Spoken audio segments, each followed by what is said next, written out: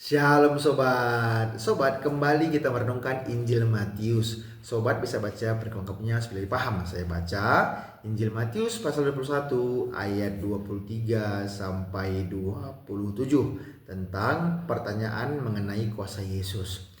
Lalu Yesus masuk ke bait Allah, dan ketika ia mengajar di situ, datanglah imam-imam kepala serta tua-tua bangsa Yahudi kepadanya dan bertanya, "Dengan kuasa manakah engkau melakukan hal-hal itu?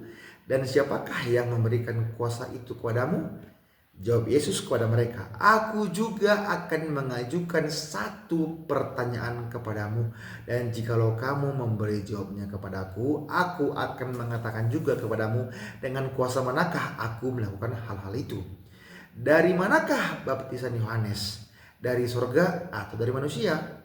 Mereka memperbincangkannya di antara mereka dan berkata, "Jikalau kita katakan dari sorga, ia akan berkata kepada kita, 'Kalau begitu, mengapakah kamu tidak percaya kepadanya?' Tetapi jikalau kita katakan dari manusia, kita takut kepada orang banyak, sebab semua orang menganggap Yohanes ini nabi." Lalu mereka menjawab Yesus, "Kami tidak tahu." Dan Yesus pun berkata kepada mereka, "Jika demikian, aku juga tidak mengatakan kepadamu dengan kuasa manakah aku melakukan hal-hal itu." Nah sobat, jadi yang bisa kita renungkan adalah di mana imam-imam kepala serta tua-tua bangsa Yahudi datang kepada Tuhan Yesus Kristus untuk bertanya, dengan kuasa manakah Tuhan Yesus melakukan hal-hal yang luar biasa ataupun mujizat-mujizat itu, dan siapakah yang memberikan kuasa itu kepadanya. Seharusnya kita bisa berpikir sobat ya, di mana Tuhan Yesus Kristus melakukan mujizat, berarti apa? Ya Tuhan yang melakukan itu, yang berkuasa itu Tuhan. Nah, jadi tidak perlu kita harus menjadi imam-imam kepala untuk memahami itu. Seharusnya dengan iman saja kita bisa mengerti bahwa Tuhan Yesus itu berkuasa melakukan hal-hal yang besar, melakukan banyak mujizat, melakukan perbuatan yang ajaib, ya karena dia memang Tuhan yang mampu melakukannya. Nah, jadi logika sederhananya sangat mudah dipahami sobat. Tetapi karena hatinya ini jengkel atau mungkin tidak suka, makanya para imam kepala ini serta tua-tua bangsa Yahudi tidak memahaminya. Mungkin apakah mereka kehilangan panggung atau mereka merasa iri. Nah gitu sobat ya. Jadi seharusnya kita ya paham, kita beriman bahwa Yesus itu memang Tuhan yang Maha Kuasa, yang mampu menunjukkan kuasanya, menunjukkan kasihnya. Jadi jangan seperti para imam kepala ini dan juga tua-tua bangsa Yahudi ini yang malah bertanya, dengan kuasa manakah engkau melakukan hal itu, dan siapakah yang memberikan kuasa itu padamu. Justru karena Tuhan Yesus Kristus adalah Tuhan yang Maha Kuasa, makanya Tuhan Yesus mampu melakukan banyak mujizat dan melakukan hal-hal yang besar di depan bangsa Yahudi. Sobat ya. Jadi jangan pernah ragukan Tuhan Yesus Kristus. Oke? Selanjutnya kita baca Injil Matius pasal 21 ayat 28 sampai 32. Perumpamaan tentang dua orang anak. "Tetapi apakah pendapatmu tentang ini? Seorang mempunyai dua anak laki-laki. Ia pergi kepada anak yang sulung dan berkata, 'Anakku, pergi dan bekerjalah hari ini dalam kebun anggur.' Jawab anak itu, 'Baik Bapa,' tetapi ia tidak pergi. Lalu orang itu pergi kepada anak yang kedua dan berkata demikian juga. Dan anak itu menjawab, 'Aku tidak mau.' Tetapi kemudian ia menyesal lalu pergi juga. Siapakah di antara kedua orang itu yang melakukan kehendak ayahnya?" Jawab mereka, "Yang terakhir." Kata Yesus kepada mereka, "Aku berkata kepadamu, sesungguhnya pemungut-pemungut cukai dan perempuan-perempuan sundal akan mendahului kamu masuk ke dalam kerajaan Allah.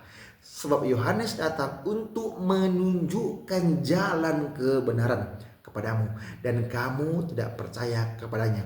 Tetapi pemungut-pemungut cukai dan perempuan-perempuan sundal percaya kepadanya. Dan meskipun kamu melihatnya, tetapi kemudian kamu tidak menyesal dan kamu tidak juga percaya kepadanya.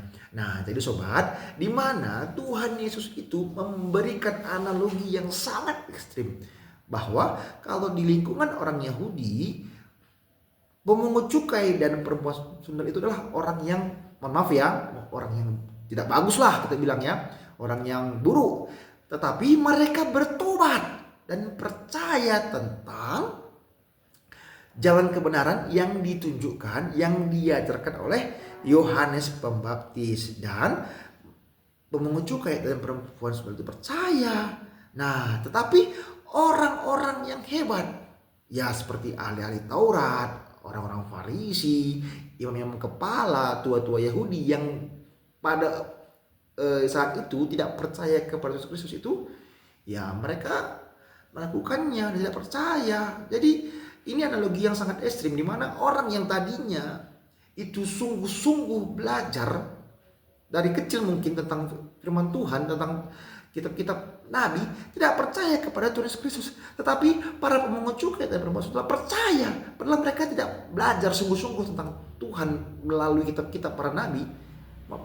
Dengan kata lain, mereka tidak hanya teori yang mereka kuasai, tetapi mereka mempraktekkan iman mereka dengan percaya kepada pemberitaan dari Yohanes Pembaptis, di mana Yesus Kristus adalah Mesias, juru selamat dunia. Nah, begitu sobat. Jadi maksudnya apa? Jangan kamu itu berpikir bahwa orang yang tahu tentang teori itu mungkin lebih beriman, belum tentu. Tapi bisa saya pahami bahwa yang beriman itu adalah bukan hanya mengerti firman Tuhan dengan teori, dengan menghafal, tapi mereka yang mempraktekkannya dan percaya kepada firman Tuhan yang mereka baca.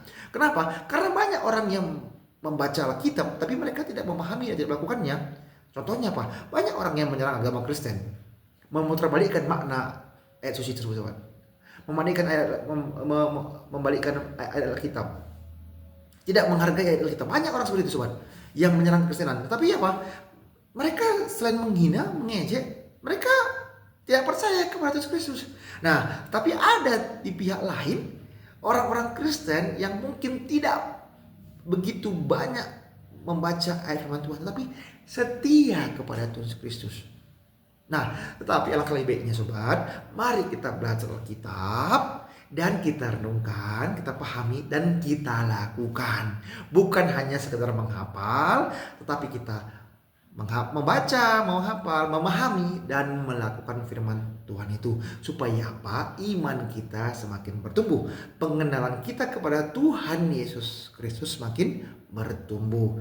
Makanya lagu anak KKR itu ada, anak KKR sobat ya.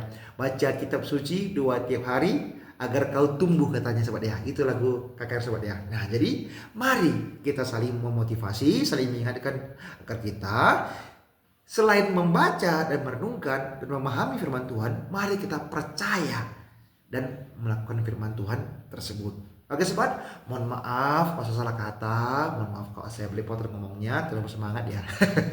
Oke, mohon maaf sebelumnya. Mari kita saling mengingatkan, saling mengajari, semangat terus baca Alkitab. Tuhan Yesus memberkati. Shalom.